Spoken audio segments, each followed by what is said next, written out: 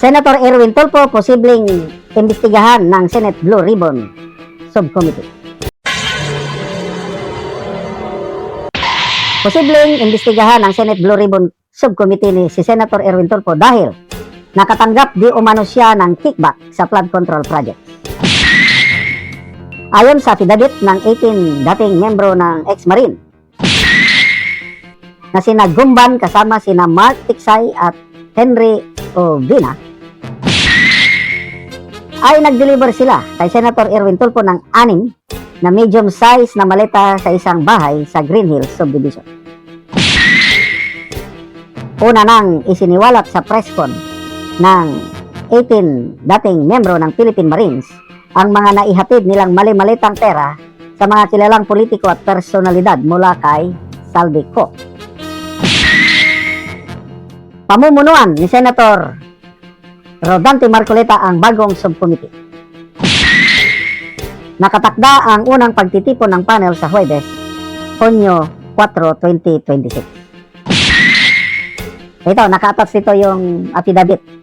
Basahin ko ha. Ako, si Gumban, kasama sina Mark Tiksay at Henry Ovina, ay nag-deliver kay Senator Erwin Tulfo ng 6 na medium-size maleta sa isang bahay sa Green Hills Subdivision. Yon ang nakalagay sa affidavit. Wow. So, sa isang pahayag, sinabi rin ni SP Alan Peter Cayetano, birada niya kay Senator Erwin Tulfo. Natatakot ka ba na mabanggit ang pangalan mo sa Blue Ribbon Committee hearing dahil naisama ang pangalan mo sa affidavit ng Joint Marine? Yun ang direktang patutsada ni SP Cayetano kay ano. At ito na nga, sa wakas, hinihintay ng taong bayan, dumating na. Ito ang kinakatakutan ng mga members ng Maleta Gang. For 9 months, sa pamumuno ni Soto Lacson, halos wala silang ginawa. Yung nakatatlong beses naman silang hearing. Yung una, pangalawa, okay pa, lalo na yung pagharap ni Gutesa. Kaya lang, after na nagsalita si Gutesa, wala na. Nadiskaril na yung dating matapang, matino, ginagalang, draft fighter talaga na Lacson, nag-iba ang ihip ng hangin. And for the rest of his term as Blue Ribbon, ako personally, nawalan na ako ng tiwala, nawalan na ako, dismayado na ako sa kanya. Kasi sa paningin ko, opinion ko lang ito, pilit na pinagtatakpan nila ang mga tunay na salarin sa flood control scandal. Kaya ngayon, at nagkaroon ng leadership change sa Senado, takot na takot sila. Gusto nilang maagaw ang liderato. Oh. Itong si Erwin Tulfo sa isang panayam, anong sabi niya?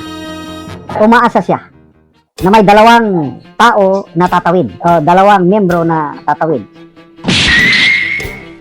Sino yung pinangalanan niya? Kung hindi ako nagkakamali, Senator Jinggoy and Senator Escudero. Connecting the dots, sa programa ni Senator Marcoleta sa Net25, sa Ganang Mamamayan, binulgar ni Senator Marcoleta, araw-araw daw na tinatawagan ng mga iba't ibang personalidad si Senator Jinggoy. Kumalas ka lang dyan sa Brave 13 at hindi ka na namin kakasuhan.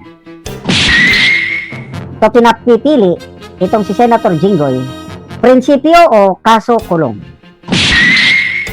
Yan lang, 2 pagpipilian.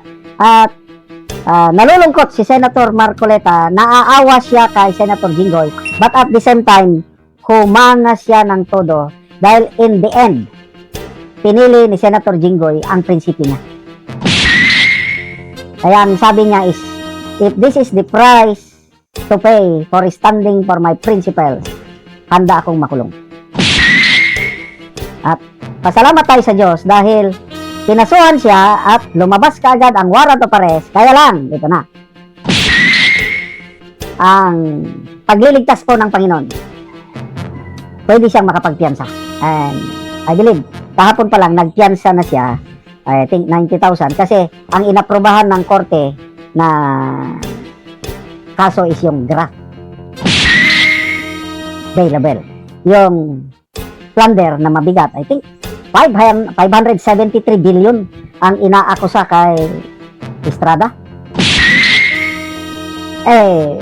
Hindi inaprobahan as of now ng korte. Ibig sabihin, ligtas pa rin si Senator Estrada.